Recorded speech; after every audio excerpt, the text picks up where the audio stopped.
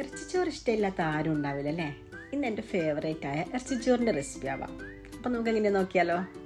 ആദ്യം നമുക്ക് ബീഫ് വേവിച്ചെടുക്കാം. ബീഫ് നമ്മൾ സാധാ കറി വെക്കുമ്പോൾ തന്നെ വെച്ചാൽ മതി. സവാള, ടൊമാറ്റോ, പച്ചമുളക്, ജിഞ്ചർ ഗാർലിക് പേസ്റ്റ്, പിന്നെ ഓൾ മസാലകളൊക്കെ ചേർത്ത് കൊടുക്കാം. പിന്നെ ആവശ്യത്തിനുള്ള ഉപ്പും വെള്ളവും ആഡ് ചെയ്തിട്ട് കുക്കറിൽ ഒരു 3-4 വിസിലൊന്ന് അടിച്ചെടുക്കാം. ഇനി ഒരു പാനിൽ കുറച്ച് എണ്ണ ഒഴിച്ച് കൊടുക്കുക. അതിലേക്ക് നമ്മൾ വലിയ ജീരകം ചേർത്ത് കൊടുക്കുക. എന്നിട്ട് അതൊന്ന് പൊട്ടി വരുമ്പോൾ അതിലേക്ക് സവാള ആഡ് ചെയ്ത് കൊടുക്കാം. സവാള നന്നായിട്ടൊന്ന് സോട്ടായി വരുമ്പോൾ അതിലേക്ക് ടൊമാറ്റോ, ജിഞ്ചർ ഗാർലിക് പേസ്റ്റും ആഡ് ചെയ്തിട്ട് നന്നായിട്ടൊന്ന് സോട്ടാക്കി എടുക്കാം. ഇനി ഇതിലേക്ക് 2 ടേബിൾ സ്പൂൺ മജൂസ് പൊടിയും 1 ടേബിൾ സ്പൂൺ മല്ലിപ്പൊടിയും 1 ടീസ്പൂൺ കുരുമുളക് പൊടിയും 1 ടീസ്പൂൺ ഗരം മസാലപ്പൊടിയും 1 ടീസ്പൂൺ ചിക്കൻ മസാലപ്പൊടിയും കൂടി ആഡ് ചെയ്തിട്ട് നന്നായിട്ടൊന്ന് മിക്സ് ആക്കി എടുക്കാം. അപ്പോൾ ഡ്രൈ ആയിട്ട് തോന്നുകയാണെങ്കിൽ കുറച്ച് വെള്ളം ആഡ് ചെയ്യാം.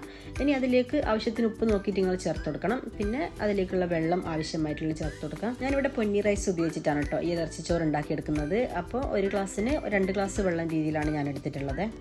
ഇനി അതിലേക്ക് റൈസ് ചേർത്ത് കൊടുത്തിട്ട് ഒരു ഹാഫ് വേവാകുമ്പോൾ നമ്മൾ അതിലേക്ക് നേരത്തെ വേവിച്ച് വെച്ചിട്ടുള്ള ബീഫ് ഉണ്ടല്ലോ അതും കൂടി ചേർത്ത് കൊടുക്കാം. പിന്നെ കൂടെ കുറച്ച് കറിവേപ്പിലയും ചേർത്ത് കൊടുക്കാം. പിന്നെ ഈ സമയത്ത് ഉപ്പൊന്ന് നോക്കിയിട്ട് കറക്റ്റ് ചെയ്യണേ. എന്നിട്ട് നന്നായിട്ട് മൂടി വെച്ചിട്ട് ഒരു 30 മിനിറ്റ്സ് ഒക്കെ വെച്ചാൽ മതിയാവും. അപ്പോൾ നമ്മൾ ഇറച്ചിച്ചോറ് ഇവിടെ അടിപൊളിയായിട്ട് തന്നെ കുക്കായി വന്നിട്ടുണ്ട്. അപ്പോൾ നിങ്ങൾ എന്തായാലും ഒന്ന് ട്രൈ ചെയ്ത് നോക്കിയിട്ടൊന്ന് ഫീഡ്ബാക്ക് അറിയിക്കുക. കൂടുതൽ റെസിപ്പീസിനായിട്ട് ഫോളോ ചെയ്യുക. അപ്പോൾ ഓക്കെ, താങ്ക്സ് ഫോർ വാച്ചിങ്.